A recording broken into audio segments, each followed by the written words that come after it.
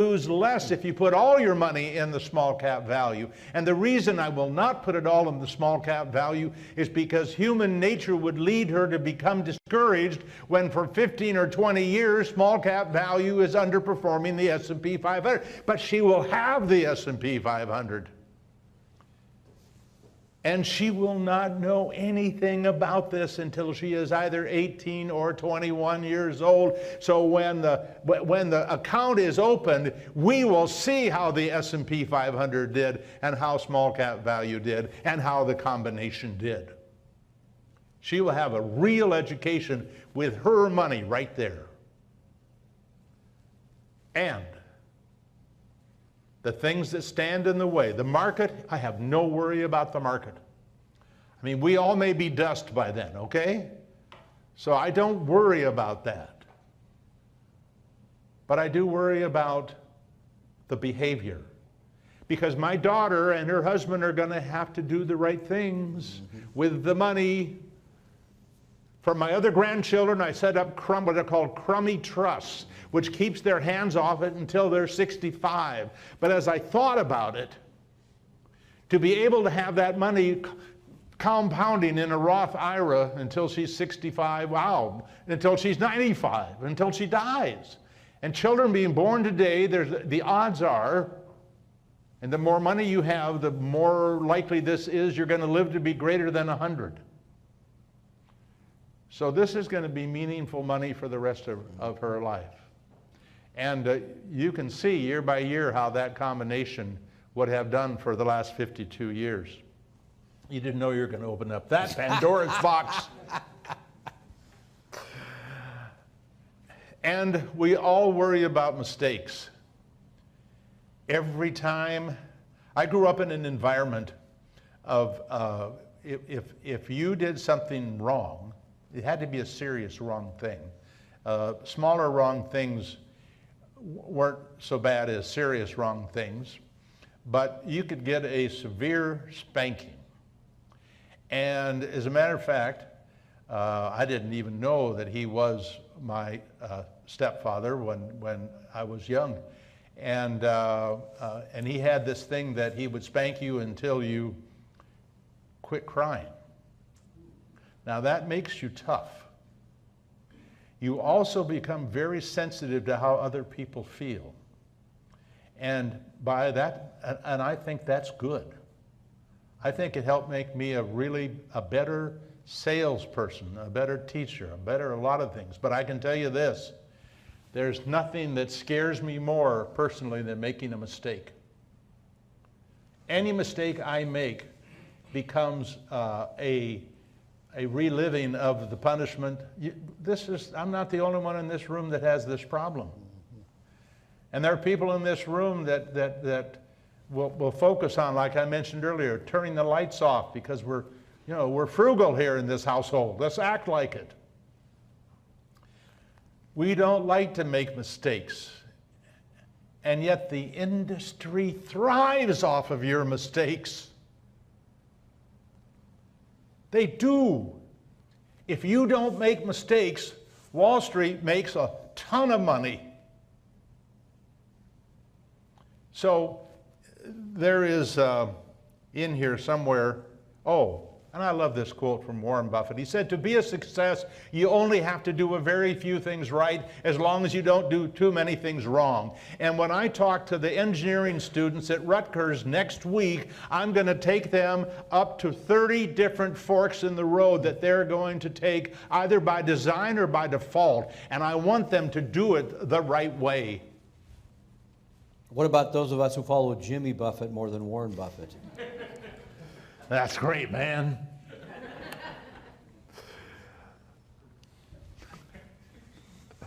Oh, Tom. You get stuck. Oh, Tom. There you go. There is a DVD. You all got a CD, a collection of CDs that were recorded for a PBS special. You can go online and you'll be able to get the DVDs from the Financial Fitness. There's one, How to Avoid the 20 Most Common Mistakes Retirees Make. I love lists. I just love lists. Every time I come to a fork in the road and I know there's a need for a list, I write 10 things why, because there's got to be 10 things. Now there's 20. But the big ones, I mean, these are some of the big ones, and you can go watch it and listen to it. No plan. Tom has made the case. You've got to know this stuff. It's about, in fact, on that CD that you got, one of those pieces, it's about 40 minutes long, defense, defense, defense. I try to make the case that successful investing is more about defense than it is about offense. Because if you do the things to defend against taxes, defend against expenses, defend against bear markets, all these things will come out of a plan, because you'll be forced to go to the forks in the road or something similar to them. Taking too little risk, taking too much risk. I showed you taking out 3% and 4%. All those columns went to the bottom of the page, because in every case, whether you were 20% in equities or 50 or 100%, you made it through 52 years. And by the way, I will be here 50 years from now, if only in the mind of my granddaughter. And hopefully the kids of people we've been teaching. That's my goal. But if I had showed you one more page and showed you the impact of taking out 5% and adjusting for inflation every year, you would have been broke in about 20 years on that table. You would have been broke in a number of relatively short periods of time, because you were taking out too much and you were adding for inflation. Remember, when you've oversaved, you ignore inflation. It doesn't matter, because you're already taking out more than you really need. Too little risk. There are a lot of people who felt so secure over all the years the way they invested, because they didn't take any risk. And now they come to retirement, and it's a terrible time emotionally to start deciding, oh, I ought to learn how to invest and take risk that I'll lose money. That just rarely happens with people who have spent a lifetime being conservative and frugal and all. But both of those, and it isn't that we're looking because we can't know, but we're not looking for the perfect solution, you know, perfect is the enemy or of good enough. What's that saying we were taught? I can't. By the way, I have memorized the test that they give to see if you have Alzheimer's. Are you still passing? Are you okay? I'm still passing. Okay, checking. My wife said, oh, damn. People spend so much time. This is emotional. And this is a huge mistake. By the way, all the emotions about investing we have that have to do with worry, they will eventually trigger a sell. I have seen situations where I've seen people, when I was an advisor, and they talking with them and how they were doing and what they were concerned about, always scared to death of something. Taxes, inflation, the debt, national debt, who was running the country. And then one last time something happens and all that worry comes tumbling down, and they say, I'm just going to put it into this indexed annuity and quit worrying. Or something that they think is taking the risk out of their life. And sometimes those are terrible, terrible decisions. And my wife and I have been reading a book on Stoicism. They are daily readings about Stoicism. And I got to tell you, it's had an impact on me about the things that I'm worried about, because it teaches me to give better perspective. This is not a religious thing, it's a philosophical thing. I'm curious, how many Stoics do we have here? Well, if they Not put their hand, one Stoic. if they put their hand up, then they're not a Stoic. Then right? I'm going to go back and cancel my membership. And here, trust the wrong source of advice. I made this point earlier. I made the comment about Wall Street, Main Street, and University Street. The biggest fear that I have is that you will hear somebody on TV make a presentation that makes so much sense. And yes, the whole thing is coming down. Our society is collapsing, the capitalism is collapsing, the socialists are taking whatever it is. And we have equal numbers of people on both sides of these radical positions who are worried about everything collapsing. I've been in this business since I started in 63 investing, and by 65 or 66 I was working for a firm in the industry. And ever since then, I know there has always been a list of things that can go wrong and of things that can go right. There's the good news and there's the bad news. And people think the bad news is bad, and people think the good news is good. So when the market is high, they're plenty relaxed and they're joyous about being able to get into the market when it's going up, and they think linearly, so they think it's going up forever. Or at least for long enough for them to make some real money. And then they're going to get out, they say, because they're really at heart market timers. When in fact, good times are bad, and bad times are good in this sense.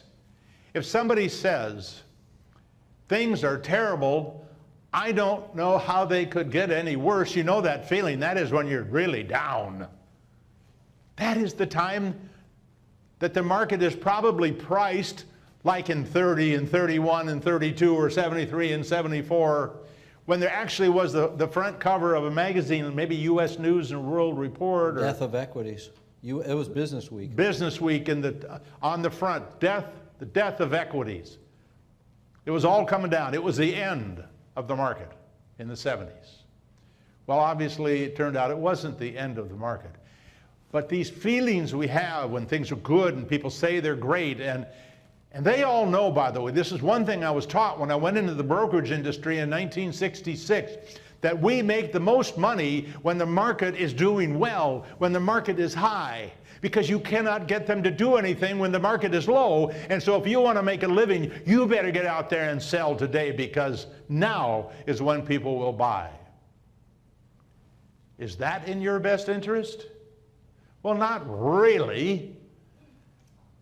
But the process of educating people how good it is to invest when the market is low is so difficult because people are afraid. And I think that might be the end of me. That's it? You're going to just collapse right here, and that's going to be the end of the whole Let's see. thing? That's going to be very dramatic. I do want to ask you... I did collapse. No, stay right here. This is a good point. Because what you just said about your background and about how we feel about all these things, it's a fascinating thing to me. Now, because between the two of us, we had very different upbringing, right? I mean, my reinforcement was very positive, I would say. It wasn't very negative. And we just did an online chat with all of our clients a few weeks ago, and somebody at the end said, I hope I'm always as optimistic as Tom is. And to invest in stocks, though, does require you to be optimistic about the future, correct? I mean, you've managed to overcome your sort of more negative look at things, I think. I don't know if negative's the right word. Yes, I mean, I got by the challenges I had when I was young, in a sense. There's a good book on optimism, Learned Optimism, by Dr. Gerald Seligman, I think is his name. And it talks about the impact of optimism. And what he says, that people who are optimistic make really good parents. They make good friends. There's a lot of things that are good about that. I think they tend to be healthier too, generally. But the one problem with people who, and they make great salespeople. they make great salespeople because people like optimism. But the risk of the optimistic person, and this is why it's important for you to get the education, so that when somebody is selling you something that may not be as good as you think it is, or as it sounds, but they keep banging away at you, and you finally say, I get it, sign me up. What they find is that people who live and see life through rose-colored glasses, that's what he calls it in the book, rose-colored glasses, are dangerous because they believe the things they say about how great they are, how great the product is, how great whatever it is they're trying to sell. And people who see life through rose-colored glasses, I believe, can convince us to take more risk than we should. To buy, in fact, I just heard of a case yesterday where I was talking to a friend advisor, and he had a client who was sold a limited partnership in some sort of a building, a real estate deal. And in there, it's just like in a prospectus for a mutual fund, it will say that that mutual fund management does not protect you against market risk. In other words, when the market goes down, expect this fund to go down because they do not go to cash when the market goes down. That would be market timing, and they don't believe in market timing. And it says that. It's in there. They do not protect you against what may be the biggest risk of all, market risk. And people sometimes think they're being protected. Or they may say on a limited partnership, they may say, there's a risk that you won't be able to find somebody to sell it to if you want to get out of it. Anybody ever been in one of those? Well, let me just tell you, when you want to get out of it, so does everybody else. And there is no market except from people who are going to offer you next to nothing. So, this fellow had invested in something, and what he didn't read the call factor, the call rights that the people had if things weren't working out and they needed more money. Capital call, I think they call it. Mm-hmm. And that capital call that came, and they were assured the chances of that happening were so small. Does that sound like something that might come out of a salesperson's mouth? Of course it does. And then it happened. And it has, in essence, ruined this guy's situation. He's had to cash out a whole bunch of money out of his other long-term accounts that were supporting his life in order to meet this call.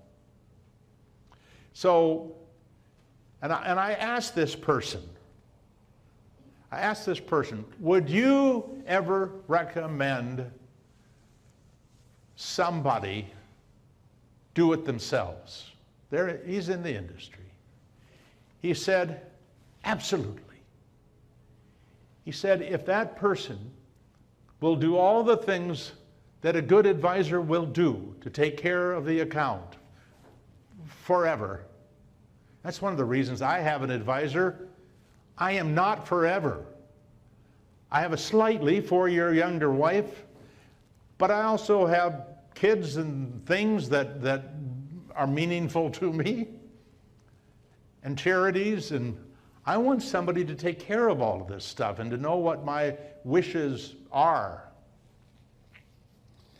So his point is, yes, if you can in fact do all those things, which includes reading the fine print of every product that you put them in if you're advising them.